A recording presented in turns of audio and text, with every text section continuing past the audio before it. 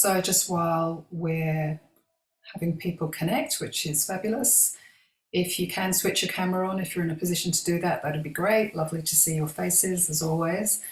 And just to acknowledge a couple of members of our team who are here. Alfie Go is our operations manager. You may have seen some emails that Alfie writes on my behalf, in fact. And Melanie Slimming, who's our program coordinator. Melanie's in New Zealand, Alfie's in Melbourne, as am I. And I know you're all everywhere. So you may have heard us do this at a few sessions. We acknowledge the traditional owners of the lands on which we're working and living, and I'm on the lands of the Wurundjeri in Melbourne in the West. And if you would like to put in the chat where you are, that'd be great. It's good to see so many of you here today. It's fantastic. So I did this session a couple of times. I've done one session. I did one session I think with HB7, and we did one early session with HB8. And I've had quite a few questions from different people at various times about fundraising. So we thought we'd give it another go and have another chat about it.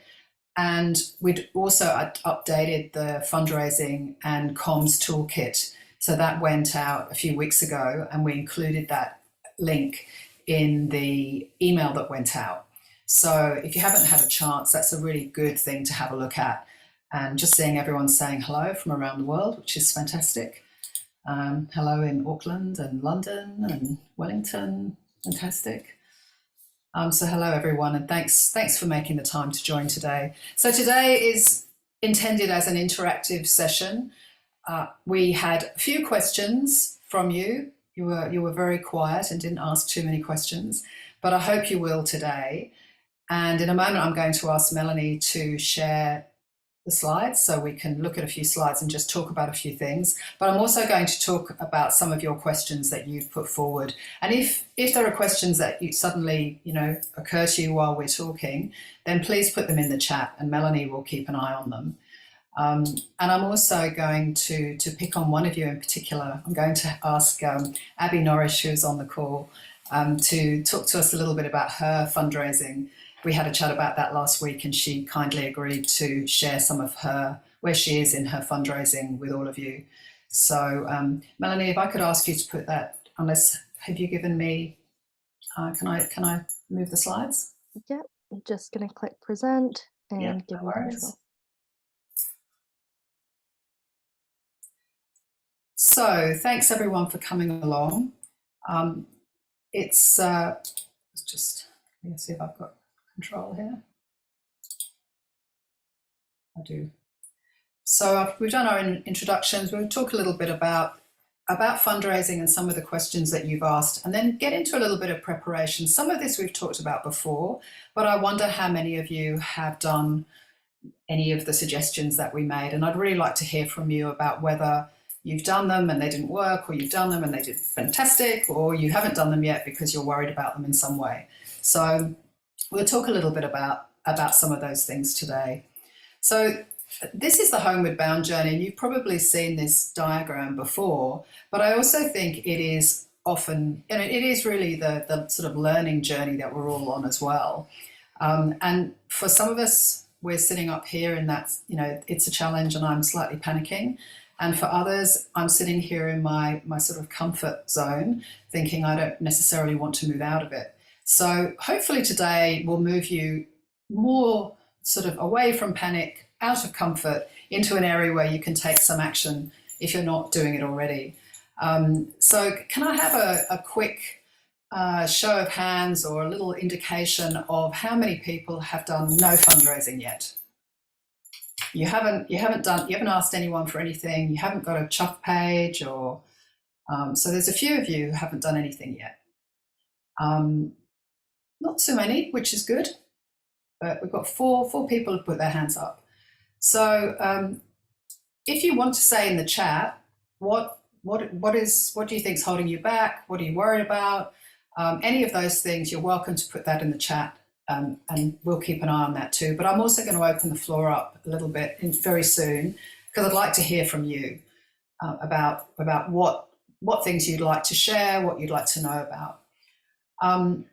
So I'll just go back a slide, sorry. So the two things, and I've shared this with you, but I think it's really worth repeating, that the reason people support causes, now you are your own cause, right? But the reason people support causes, they support charities, they donate to things that are important to them, that they is because they are aware of it and because someone asked them to support it. And if nobody in your circle is really aware of what you're hoping to do or understands why you're hoping to do it, and you haven't actually asked them to help you, then they're unlikely to do it. It's rare that people voluntarily offer their support. Sometimes they do, but that tends to be a little bit rare. So we have to get out there and tell people what we're doing. All charities have to do it. Anyone who's trying to raise money for something that's important to them have to do it. Others have to know about who you are and what you're doing.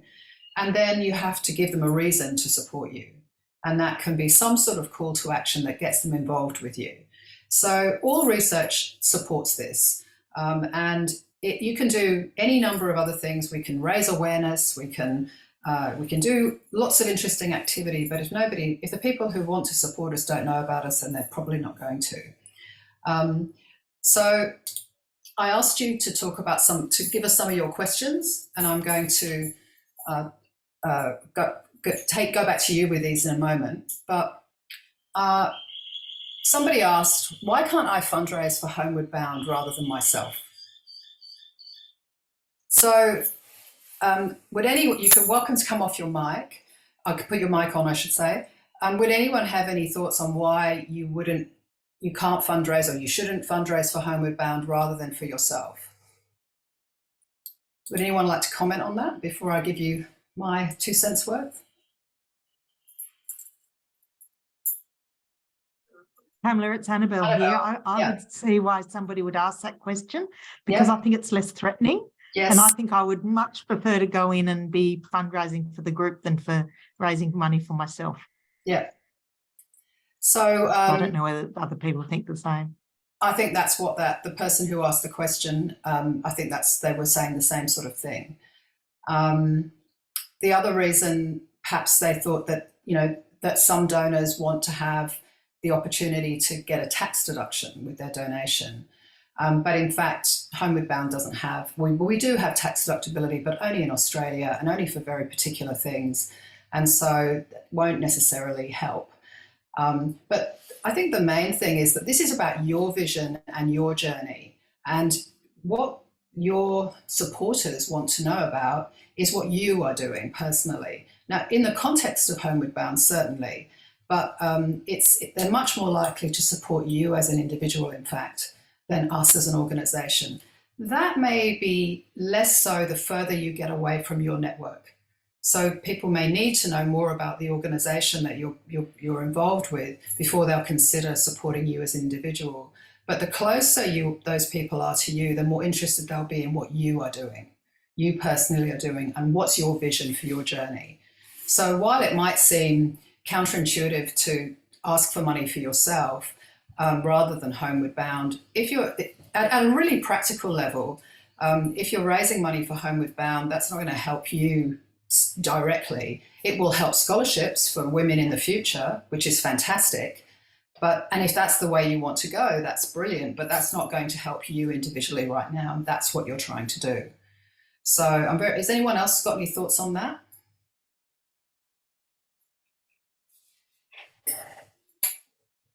You're all being very polite today.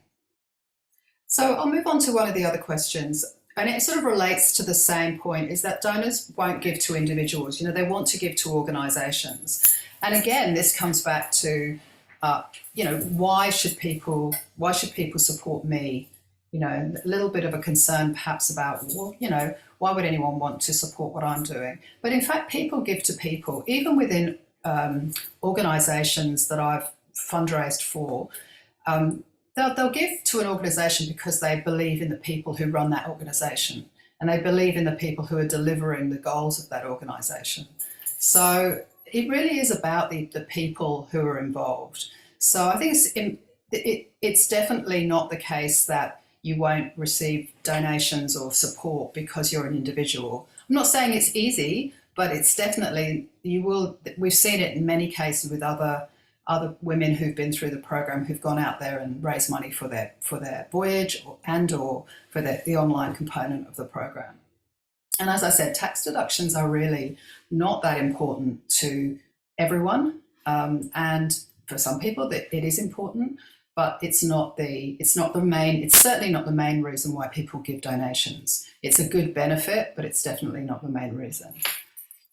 Another question that came up was, I've asked all my friends and my family, and I can't keep asking them, how do I get more people to support what I'm doing? So I'm going to call on Abby after we've finished this little session and just talk about how you might talk to your inner network to introduce other people to your cause. And that means having somewhere for them to go. So some sort of fundraising page is really helpful to direct particularly new people to.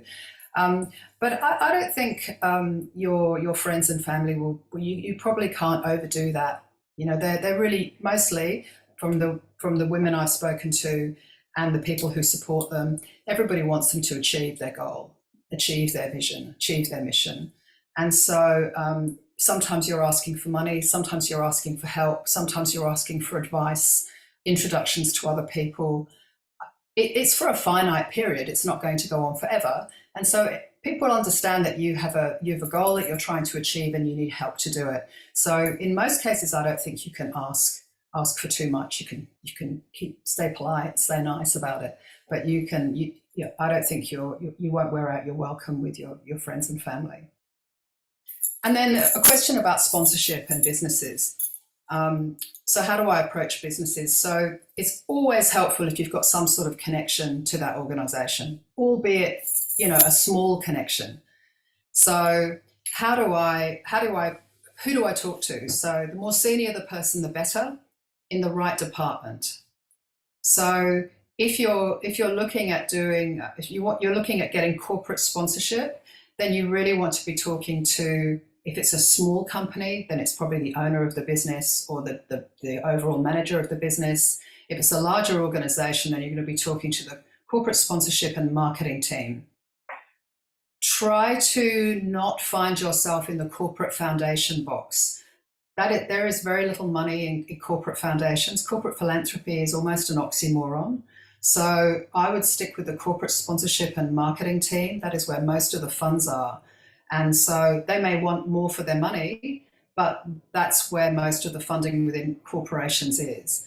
And that means if you don't know anyone in that company, then finding somebody who does. There is real advantage in reaching out to your network, your inner network, and saying, look, I really want to speak to someone at IBM, pick a company. And do you know anyone who knows anyone who might be willing to introduce me? Because that's going to get you much further than a cold call. And then you still will need some sort of proposal or document that you can put to them and offer them why they should support you and how that should happen.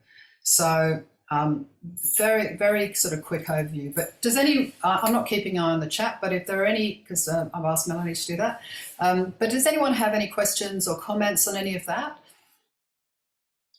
Is that resonating with anyone? There's a few comments in the chat, one from Sonia. If you would like to speak up about your comment. She was wondering, she's a government employee and she believes that she can't just accept money, and the difference between her accepting money versus Homeward Bound accepting money. All right, I'm just gonna. Yeah. Hi, that's me. Hi, I'm Shona. I'm calling from Sydney. I'm part of HB6. I might have a few of these wrong, so please do correct me. Sure. So long story short, as I'm a government employee, I'm I have the understanding that I can't just quote unquote accept money in my professional capacity from an organization, although I'm not going on the voyage on behalf of the government or anything, but because of me being an employee for the Department of Education, I can't just accept money donations. Of course, I can if I was just raising money to run a marathon, for example, right? There's no question about that, but I was told by another HB6er that she had contacted someone on your team, and she was told that if I'm unable to receive the money, then Homeward Bound is able to receive it. Of course, whether the money then goes towards my voyage or just towards, future things. Just wondering if this is correct, or not to jump the gun, but I guess it's just sometimes part of the blockage with fundraising is not being so clear on what are possible avenues in that case when I am wanting to ask for money, or just donations in general in the form of objects, products, or otherwise. Thanks very much, Shona. So two things. The first one, if you haven't already, I would ask your employer. Have you asked them? Yes, I have. So my employer is the Department of Education, but I work for a school, so there's no school budget, if that's what you're meaning. No, I'm asking if they have any issue with you fundraising. Technically, no, but the fundraising is not me. There's a thing in the code of conduct where I can't just accept money from people, or because of the nature of my work. Sure. So it's worth, because I understand that, and if you were just receiving that money as a gift, that would be different to receiving it as a sponsorship or a donation to a particular event. So that might be something, and this is, to keep it as generic for others, it's really important that you have that conversation with your employer and help them understand what is it you're doing, why are you doing it, what is it you're trying to achieve, because we all kind of, everyone has, if you work for a company, then they all have rules about, how you operate. So it is really worthwhile sitting down with your HR department or your manager and just saying, look, maybe I haven't told you this, but this is what I'm doing. And I'm trying to raise this much money. And I'm looking at talking to these companies. For the most part, I don't know the rules around the Department of Education, but I understand not accepting money if it looks like a gift. So there are ways it's really worth unpacking that for your individual organisation. So Shona, if you have done that, fantastic. But if you haven't, it's really worth doing that. Because as individuals, we have things that we do in our own life outside of our work. Of course. In terms of Homeward Bound accepting money, so we've been working through this process a little bit, and where in some cases we will accept money, let's say from an employer who's paying for something on your behalf, and that's been the case for some people who've taken the online program, and their employer is saying, well, I'm paying for that, so I will pay that to Homeward Bound. We need an invoice, so yes, we can do that. Where it becomes more difficult is accepting small little bits of money and keeping track of that. So we're looking at that, how it would be possible for us to do that and keep track of all the money, because we don't want to be in a position where, in any way it's not going where it should go, in the sense that we have funds that we can collect. Like if you want to make a donation to Homeward Bound broadly, then those funds will go to the operations of the organisation or to a scholarship fund. But if those funds are coming in on behalf of an individual, then it just gets a little bit more complicated when they're small sums of money. So that's why we suggest you do your own fundraising page for those types of things, so that you can keep track of those $20, $50, $500. But if you have an employer who's looking to pay for a large component of your involvement, then I think that might be the sort of situation that you could be referring to. If we have the situation that I had heard from a recent Homeward Bound catch up was just companies, like organizations, not the ones we work for. They were like, well, we don't donate to individuals usually. Yeah. So then we were thinking, well, okay, if you don't donate to individuals usually, is there a way that you could donate directly to Homeward Bound or otherwise? So would be very open to hear what are options. We don't have the response. Yeah, we don't have a strict policy on it, and other than saying, we're cautious because there's a lot of people and a lot of money moving around. But if individually you're working with a sponsor and they won't give you the money any other way, then we're happy to talk to you and try and help you if we can. Thanks for that, Pamela. No, not at all, not at all. So that goes for everyone. It needs. It's hard to say, well, it needs to be this much money, but we'll work with you. If you've got a sponsor who says, look, I'd love to support you, but then reach out to us and we'll do what we can to help you. Corporates are fickle creatures, so we'll help you all we can. And corporates don't need tax deductibility. That's one of the great things about corporate money. They don't care about tax deductibility because it's a business expense. So they might want an invoice, but they don't need tax deductibility. It's not philanthropy. So that's why corporate sponsorship is a good thing if you can get some of it. Any other questions on any of those, or other questions that you've thought of since we've come on? There are a couple questions in the chat, but they're more specific to framing your message or asking for money, which I think you'll go through with the presentation. All right. Well, look, just before we move off this, I might just reach out to Abby. Abby, I put her on the spot. She very kindly agreed. So I just wanted Abby just to talk a little bit about, where you've got to in your journey of fundraising, and then we'll come back. Thank you. And we'll come back in a few seconds and talk more broadly about the messaging. No worries. If I miss anything, Pamela, feel free to go for it. Follow-up questions. But I had a lovely conversation with Pamela last week. Thank you, Pamela, for your time.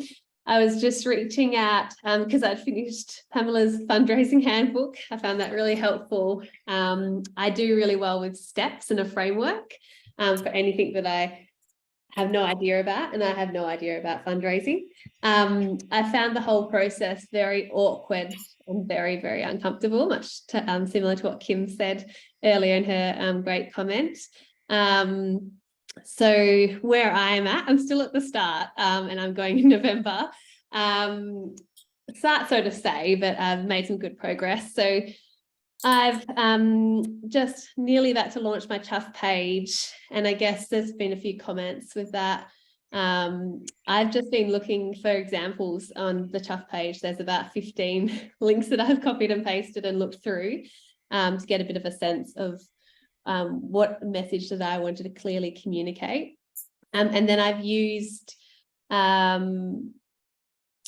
my friends and cousins to give me feedback on my Chuffed profile and my key message, and that's been awkward too, because they don't see the point at the start. So my questions are very similar to everyone's here. It's like way easier to fundraise for Homeward Bound versus me, but I guess that's part of the challenge and part of the reason why we're giving these things a go.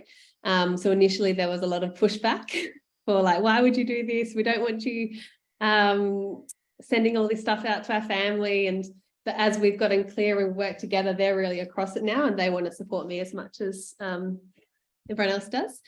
And where I am at is I am kind of playing to my strengths. I'm really quite familiar with hosting events. So I'm doing a Empowering Women Leaders in Healthcare virtual seminar in September, because I'm really passionate about that.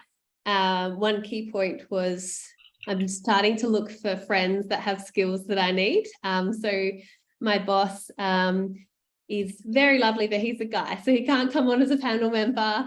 Because he feels too self-conscious about it, and it's not the purpose of the seminar, but he has connected me in with his contacts. So I've got the Rural Health Commissioner coming, the Chief Health Allied Officer, and some other really cool people. So that was a way I'm trying to use my contacts in that regards. And then my other friend is involved in event management, so I'm getting her to help with me with the marketing plan. So they're kind of the things I'm working on. Jill, who I think is on the call, thanks Jill, she's gave me a really good idea as one of my perks to use the lucky 100 number board, and so far everyone's loved that. So I've got like this really complex event that might not make much money, but it's going to do lots for visibility in my field, the healthcare field.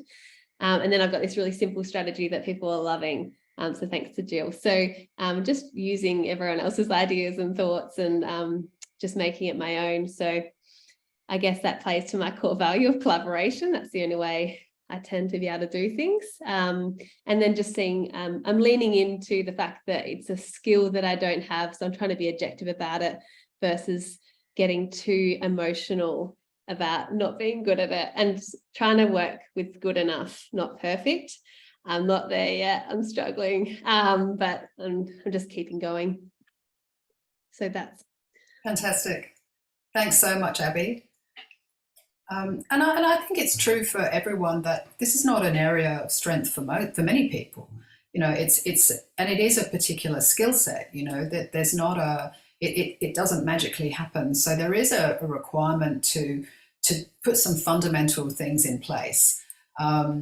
What's the magic ball trick? Someone's asking. Who knows? I can answer. I think that's actually it's a lucky number board. So if it's just 100 numbers, I'm selling them for $10 a ticket, $1,000. Someone either takes home 500, or in my case, 3 people are going to take home 150. It's just an easy way to make a few extra dollars. Brilliant. So it's finding the things that work for you, but the most important thing is to start. You know, for those of you who haven't started yet, I think that's the most challenging part, is just getting out there and beginning. Any last thoughts or comments before we move on to just talking in a bit more detail? And this session is for you, so I really hope you will ask any questions that you have, because I want to help you. You know, we're coming up to, for those of who's going on the voyage at the end of the year. Yeah, there's a few of you, all right? So it's coming up very, very quickly. So I want to help you do this, do as much as you can before you go. And some of you may continue that after you come back, but I'd like to help you do as much as you can before you go. So I would really recommend you have a look at Abby's fundraising page, have a look at some others, and make sure you're the star of those pages. You know, I mean, I'm not sure who it was who posted their fundraising page in the questions Excel spreadsheet, but they've got a lovely video of me talking, right, which I'm delighted with, but in fact what we need is a video of you talking, right? So I would love to hear your story, and that's what other people want to hear as well. You know, they want to know why you're doing this and what you think will happen if you don't do it, and if you do it.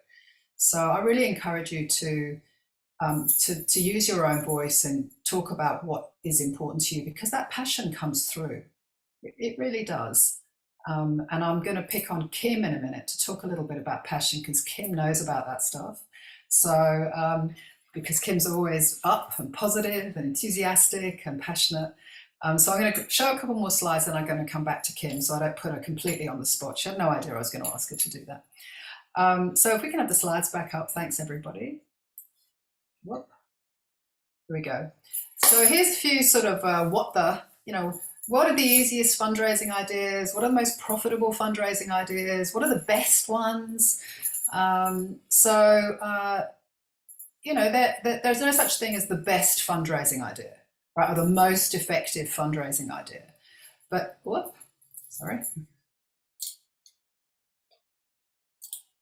just move us along. Right, so one of the things that's going to give you the best ideas is to know your audience. Who are you targeting? If corporate fundraising is something you have absolutely no idea about, don't start there, right? Look at the stuff that you do know something about. If you've got some people who maybe they're in your cohort chat, and you think, well, I think that person really does a good job of this. Go have a chat with them. You know, are you good on email? Are you good on social media? You know, do you have a bit of a following in any of those places? Start where you feel you have some strength and some confidence, and go out and have a chat with them, with the people in your networks, and say, okay, this is what I'm trying to do. I need to raise $20,000, $10,000, whatever the number is. What do you think I should do? What could we do to help each other? What do you think? What do you want to hear about? I'm learning more and more that the best way to find out the answers to these questions is to ask the people who are involved in it with you, because they are much more likely to give you really objective, straight down the line feedback. So which fundraising are best for my audience? So I'm still old school, right? I still write letters and postcards, right? So I do emails, and but they tend to be quite short. I do social media, but it tends to be photographs of birds, right? So am I good at this? I don't think so. But you may be much, much better at it. So what is your audience? What do they want to see? What's going to be of interest to them? And then what's going to raise the most money for you? Okay. I think I shared this secret with you last time that I am big on eBay, right? I mean, I love my eBay. I spend far too much money on it, but then I sell stuff on it too, right? So I'm a jewelry collector. You can hear me jangling. So is that a thing for you? Would selling stuff make any? Would you do that? Is that something that you feel comfortable in? It doesn't worry me at all. How does it feel for you? Could you raise money doing that? Are you much more serious and you'd like to do webinars, seminars, presentations, face-to-face? If you're a good public speaker, use that. These are the things that are going to be the best fundraising ideas for your audience and for your skill set. There is a balance between doing what is easy and doing what is profitable. So finding the balance between value and effort, and we're going to talk about this in a minute, is a really important thing. So if you're in Australia, you will know something called the sausage sizzle, right? So what that means, the sausage sizzle? So what that means is a charity will stand outside the local supermarket and sell sausages, cooked sausages for $2 each, and it will have about 9 people on the stall, and they will make about $300, right? It's lovely for community engagement. It doesn't raise a lot of money. It's not a lot of effort. Is it worth doing? Now, that's a question only you can answer. Is the effort worth the value? So what is my time worth? Am I willing to try and raise, $100 for every hour I spend in this activity, or am I happy with 20?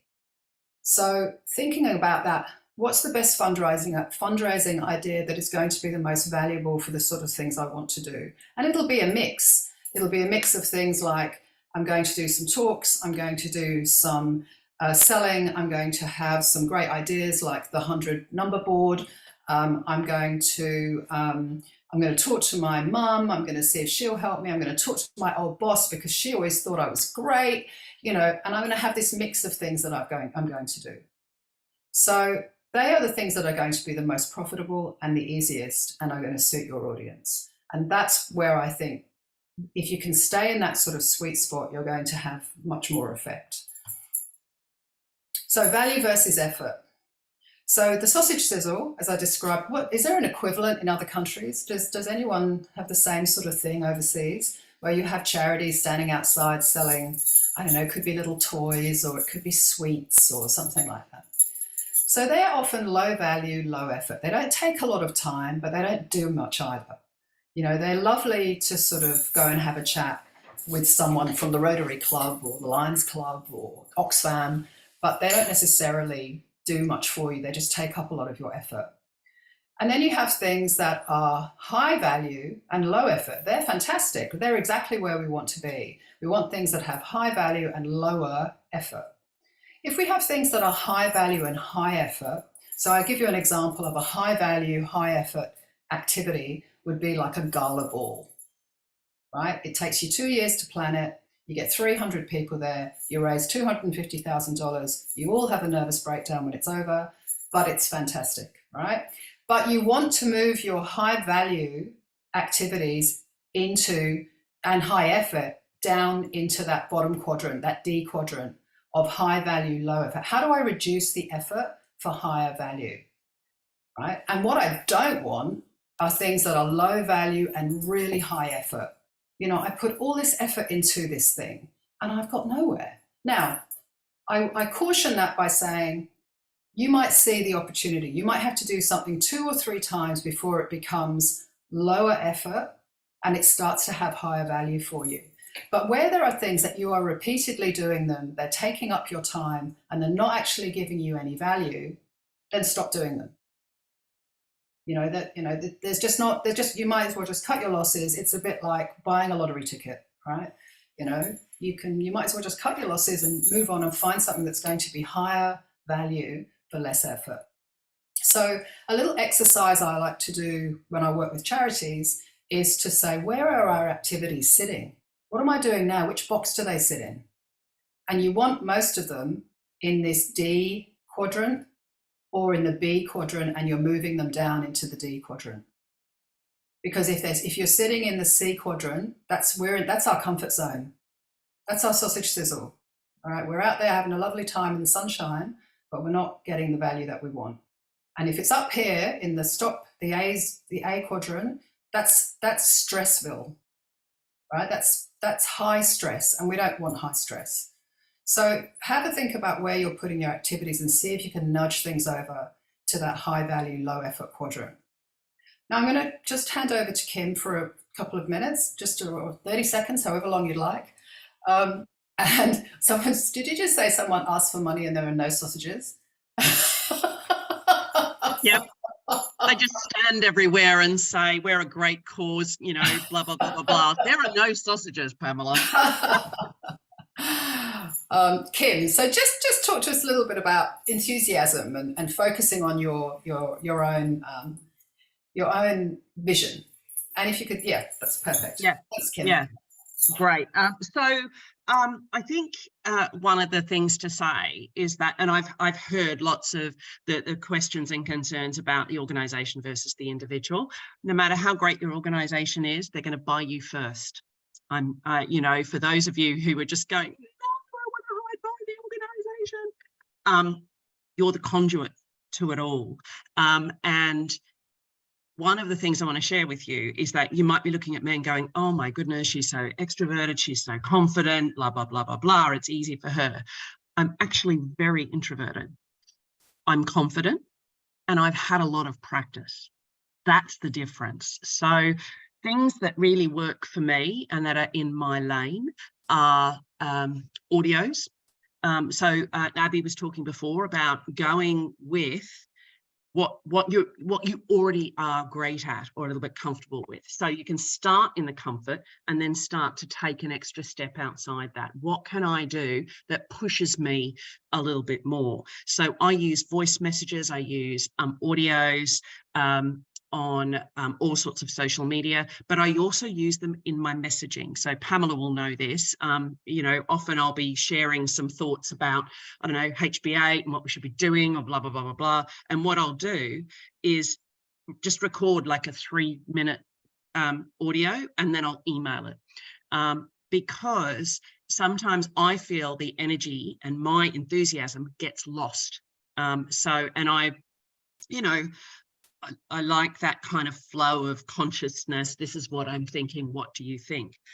The second thing, so that's the first thing. Go where your lane is. If you're uncomfortable with speaking, one of the things you might want to do is audio record something you've already written and use that, because, you're pushing yourself a little bit, but then they get to hear you and your voice, and you can use a nice photo instead of speaking to video if you're uncomfortable with that. The second thing I would say is buddy up. So we were talking about who can help us, and I put in the chat 4.5 years ago when I first had to I was a new entrepreneur and I had to ask for money for myself. And I thought I was going to vomit before I asked. I thought I might I thought I could do it, and those minutes before were terrifying. And I had a friend in the room who was standing at the back of the room and helping me with admin. And after I did it, and everybody had left the room and all of that sort of thing, it wasn't polished, it wasn't great, but I did it. She ran up to me and threw her arms around me and said, you did it, you popped the cherry. The first time will be the hardest. And then it's just about building the muscle. I can't remember who said it, but this is approaching it like this is a new skill to build. You don't learn a language, you don't learn a musical instrument, you don't play a sport perfectly and seamlessly and in flow the first time. It takes lots of little steps. So buddy up where you can. Either have someone else help you record your voice or your video, have them on a panel, co-host an event, because it helps you to feel like you're not in it alone, and that can give you a lot of confidence. The third thing I would say is it's lots of small bites. As Pamela said, think about, you can put lots of energy into one big thing, and then it can become really stressful about, oh my goodness, what if this doesn't work? Lots of little things is what really works, and it's what really works to get you out there. It's small things. You don't have to talk for 5 minutes. Do a 2-minute video on social media or audio or wherever you are. If you're on a panel, apply to be on other people's podcasts. It's a great way of honing your message and getting the word out there. But just lots and lots of small steps with not too many gaps in between, even if you don't feel prepared. So I think they're my 3 big tips that I would suggest. Yeah. Thanks, Kim. Enthusiastic, positive as ever. So again, there may be some of you thinking, oh my God, I can't do any of that. But you don't have to do all of it. Take one thing, take 2 things that you feel that you can make a step towards, and that small step, and then once you've done it, you feel a little bit more confident and a little bit more confident. And I love the idea of buddying up with someone, particularly if you're going out to talk to corporates. That can be a really good way to think, well, okay, we're all in the same country or the same city, or we're working the same field. Rather than each of us approaching a particular corporate, why don't we get together and someone's got an introduction? Brilliant. Let's leverage that with 3 or 4 of us. And you might get a little bit more traction than if it's only one person and you're feeling a little less confident. All right, we've got about 15 minutes left, and I want to leave just a few minutes for questions. So I'll just wait for Melanie to bring the slides back up. Thank you very much.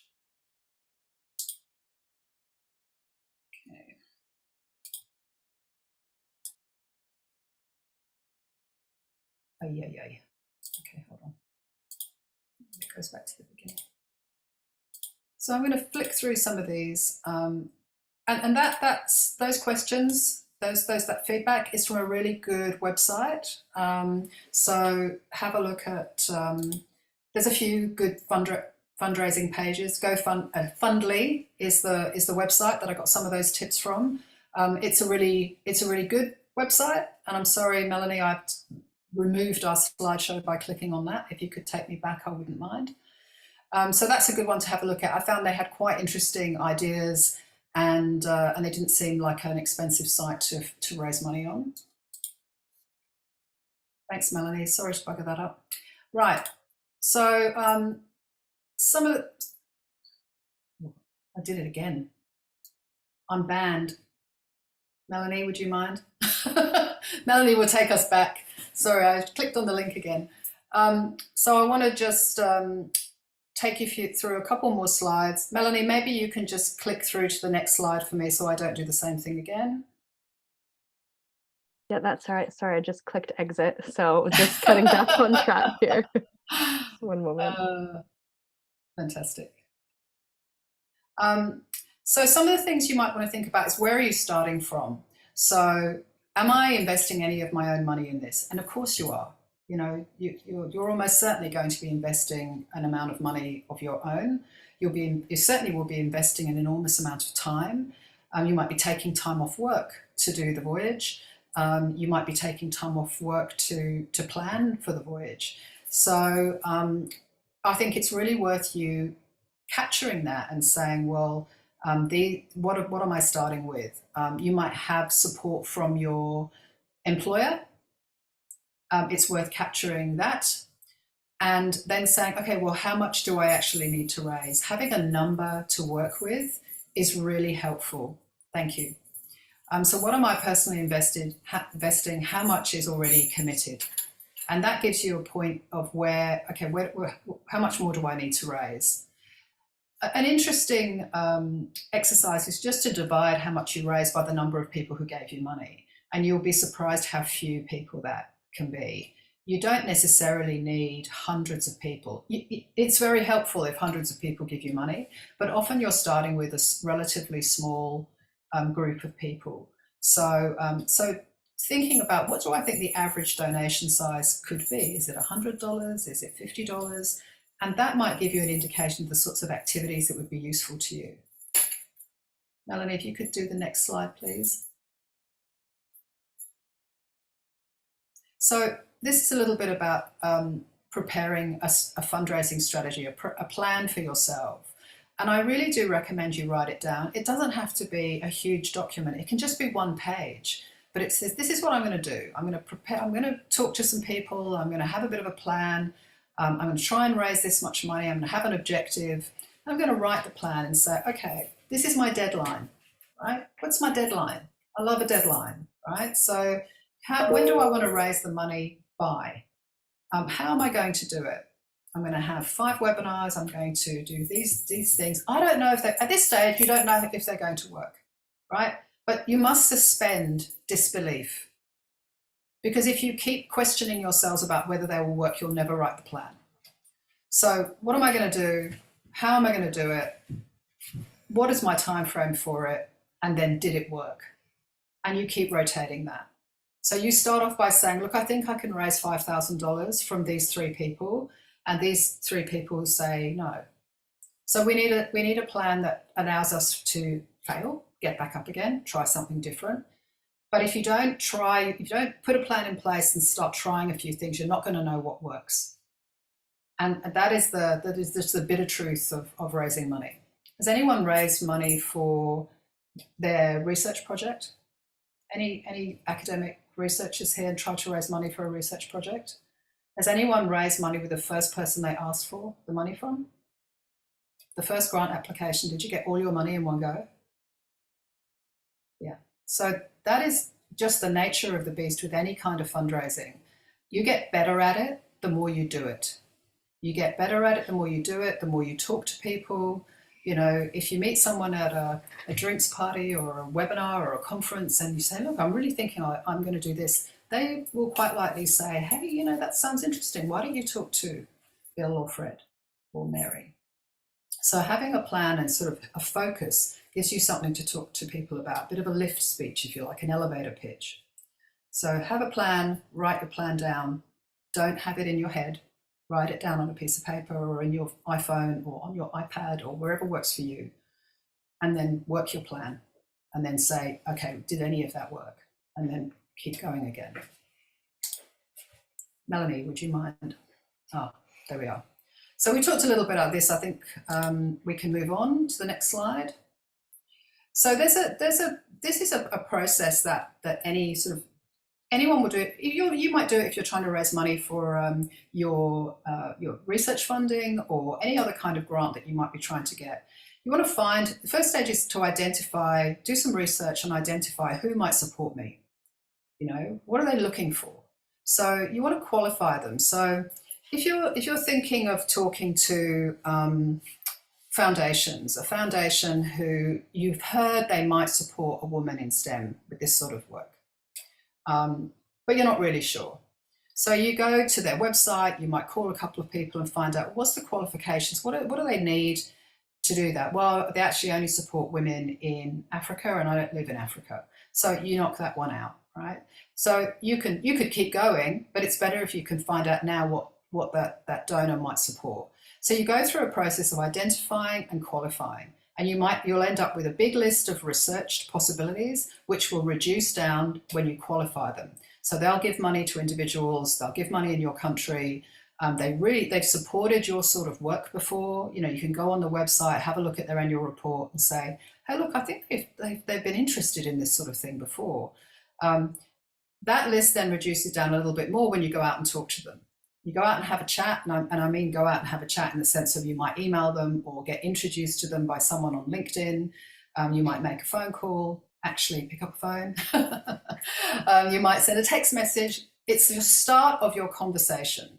where you're starting to cultivate that person. And it's not a bad thing to say, look, this is what I'm doing. It's really important to me. I think you would be fantastic to be on this journey with me. I would love to talk to you about it. Let's have a chat. And the next stage is where you would ask, you've gone through this process and you think, look, I really do think this person or company we're on the right track. We seem to be talking in the same direction. I'm going to ask them for a donation or a sponsorship. And then you make sure that they're happy and they may support you again in the future. And all the time you're keeping your donor at the center. We want people to feel that they're appreciated and respected and loved, and that we're all doing this for the right reasons. So we keep the donor at the heart of our conversation. And I use the donor very broadly.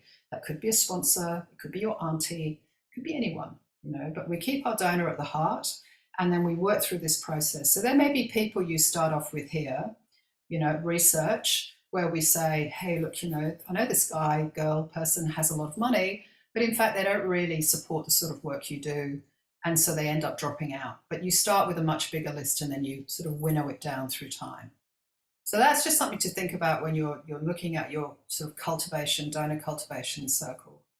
Melanie, please, the next slide. So the people most likely to support you are those who have a connection to you, care about what you do, and have the capacity to give. Many fundraisers start with that last bucket, capacity to give, and work backwards. It is much more likely that someone will support you if they know who you are and they care about what you're doing. So I had a very wealthy person on one of my boards many years ago, and I worked in a charity, and it was an animal wildlife charity. We're trying to raise money for that. He's incredible, had lots of capacity to give, very connected to the organisation. He was on the board. He had absolutely no interest in wildlife. Right? So he didn't care. I was trying to raise money for seals. He wasn't interested in seals. Right? He was really interested in ballet. I'm not sure what he was doing on a wildlife board, but he was really interested in the ballet. So we found a way to connect, believe it or not, the ballet with the zoo. And then he was more interested in supporting what we do. It is not enough that people have capacity. So we might look at a big corporate and think, well, they've got plenty of money, they should support what I do. But unless you know someone within that organisation, and then that organisation or that person is interested in what you do, then they're less likely to give to you. So the more of these three things you have, the better. And the most important are link and interest. Do they care, and do you know anyone? And if you can start there, even if they have less money to give, they're more likely to support you. So that is something really worth thinking about. It's not, if you think about concentric circles, we're starting in the middle. We're starting with those we know the best, and we're working out. And what we often want to do is start on the outside and work in. And that's where it's hardest, right? Because those people don't know us. They don't know who we are or what we do or why we're doing this. So we start with the people who care about us the most and are interested in what we do. Next slide, please, Melanie. So I'm going to move this what to say and who to say it to is in much better detail in the communications and fundraising toolkit, and I really recommend you have a look at it. It really helps you to choose your platform, work out your audience, work on your messages, and I think it's really worthwhile delving into that. If you haven't had a look at it, it answers quite a few of the questions that have come up in the chat.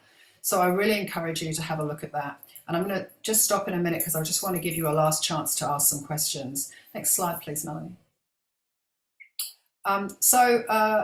We can talk about this, and I'm not going to go into a breakout room. I'd really love to hear one or two of you you can close the presentation, Melanie. One or two of you to turn on your mic and tell me your story. Why should anyone support you? Why has someone supported you? Tell us a success story. Would anyone like to share? In 30 seconds or less. Catherine. Hi, I have a success story. Great. So I gave a little talk at my local village hall.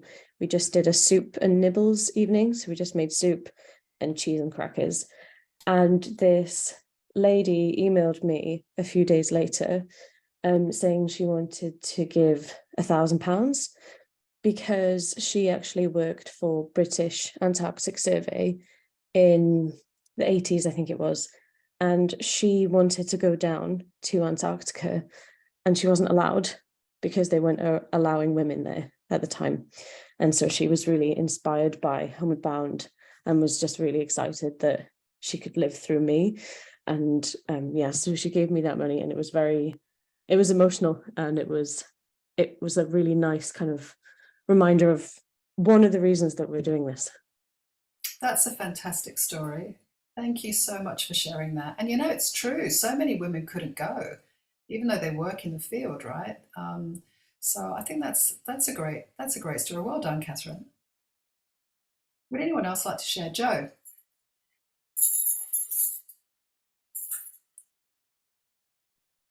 I was just applauding Catherine.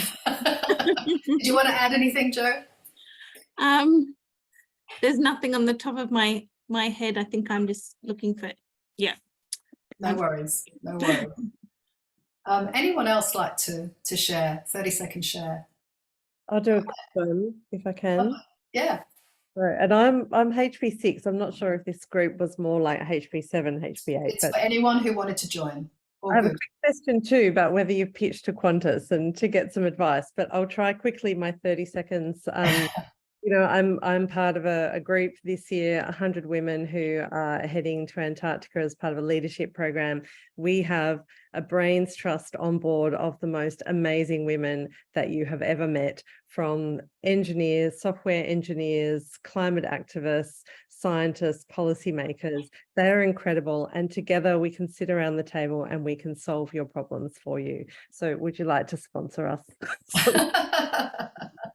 I love that. That's brilliant. And yes, you emailed me about Qantas, didn't you? Yes. Yes, so I will answer you. I will answer. Great. I think it's a good idea.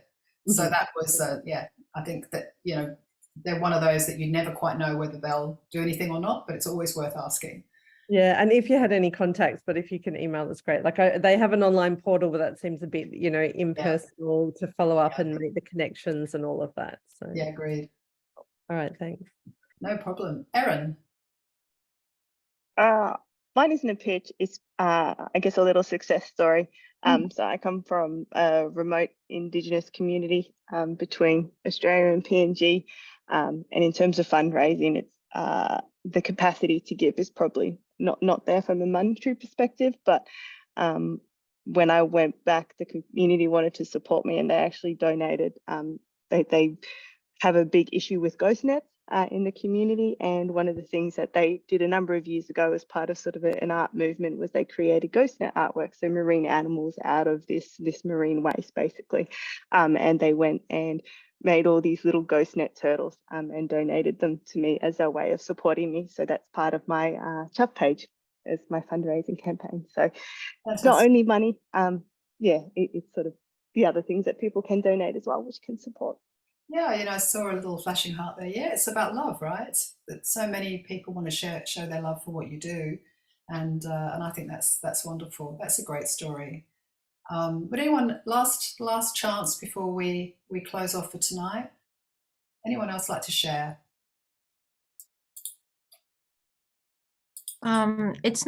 It's not my success story, but I did want to share recently I met an HB6er and she seemed to have a lot of success getting product donations from different companies, ranging from Nikon with cameras to perhaps gear that could be associated with a big voyage, big trip. So I'm just putting that out there in case anyone here has network links where they could similarly ask for those things. And sometimes that can be a lot more, a lot easier to start a conversation than a monetary donation. I guess she was able to, I didn't hear a lot of details from her, but maybe she was able to catch a bit of the end of financial year rush. But even outside of that, like for us, it's already finished, but it was just inspirational for me to broaden what I thought I could ask for. And it did seem a lot more approachable, especially if you feel like you're doing a lot of cold calls. Yeah. So I just wanted to share that, and maybe it can help people overseas as well. Thanks, Shona. Well, look, Heidi has her hand up. Oh, hi. Sorry, it's not a success story yet, but I'm wondering if we're going to be allowed to do a polar plunge. Because when I talk to people about that, they get really excited. So I'm going to get people to sponsor me an awful lot of money to do it because they want to see the photos. And I've promised I won't wear a bikini. But it's just so quirky, and it's something people go, I would never do that, but I would pay you to do it so I don't ever have to. So is that something we'll find out about? Yes. Is it something we can do? I think it's happened on every other voyage. And so I will ask that question and just confirm, but I suspect it is something that we'll do, yes. Thank you. It's not something I'll do, but no one's seeing me in that, no. Yes, last question. Suella, I hope I said your name. Hello. Hello. Yes, thank you. I'll try to make it quick. I'm just wondering if when we approach companies or big corporates that might have the potential to fully fund us, do we email them the first time with a sum, or we just introduce ourselves, and if they like to sponsor, then we ask for a certain amount, or are we more likely to get a rigid response if we actually suggest them the sum that we are fundraising for? And if yes, should that be the full amount, which would be ideal, or should we keep it in a range? Because I mean, there's many complications. Sometimes it might have the potential to pay us in full, and that would be great for many reasons, not only for the easiness, but also if the our companies have to compensate for that, and there might be conflicts of interest. So there might be many things down the line. So how do you first approach to the companies? So corporate. First thing I would do, if let's say they're a big company, right? So they've got obviously in multiple countries, or they're a multinational, or even if they're a national company, I would look at their website and see if they have anything that talks about their corporate sponsorship policy or their corporate social responsibility policies. If they don't have anything, then they probably don't really have an idea of what they're doing. So look for that, all right? So look and see if there's anything, and then look at their partner page and see if you can see any sponsors or partners that relate to the sorts of things that you want to do. So doing that initial research, bit of desk research, will really tell you a lot about what that company is all about. Then I would try to find somebody to talk to. And like I said before, try and find a senior person. So use your LinkedIn network, help someone introduce you to somebody who you can talk to, and just get a sense of, is this something they would support? So even before you've sent that first email, I do as much research as you can. If you've done all that and you're still not sure, then I would find the head of marketing, find the head of corporate sponsorship, see if you can connect with them on LinkedIn or get an introduction, and try and have a conversation with them before you ask for any money. Thank you. My question was more about, do we ask, like, I'm fundraising for $10,000, for example, since in our first approach email, or I'm just fundraising for that, and if they reply they'd like to help, then I enter negotiations with them. Like, I would usually start with a conversation, build a relationship, and you'll never be underfunded in that way. They're not going to give you less money because you didn't ask, early enough. What you want to try and find out as much as you can about them, and then try to build a relationship. Because if you can build a relationship, you'll learn much more about how the organization works. And that will give you a better indication of how much money they might give you. Understood. Thank you very much. Yes, thank you. And we're just over time, but I just want to say, if anyone would like to talk to me directly about their situation, the companies that they're talking to, I'm very happy to talk to you. So just drop me an email, Pamela@homewardboundprojects.com.au. or admin@homewardboundprojects.com.au, and there might be some generic answers we can give. We will add some of these answers to the FAQs. A lot of them are already in the communications toolkit, the fundraising toolkit, so do have a look. And we'll try and look at how we can help you with some of the sponsorship questions. I can hear that there's a lot of that on your mind. So we'll do all we can to give you some more help with that if it's not in the fundraising kit. So have a look at the comms and the fundraising kit, and then give us some feedback if there's things there that are not, that would help you that are not there. Look, we're 6 minutes over. Thank you so much for coming today. If you have any other questions, message us, and I really wish you the best of luck, and we're here to help you as much as we can. Thanks, everybody. Talk to you soon.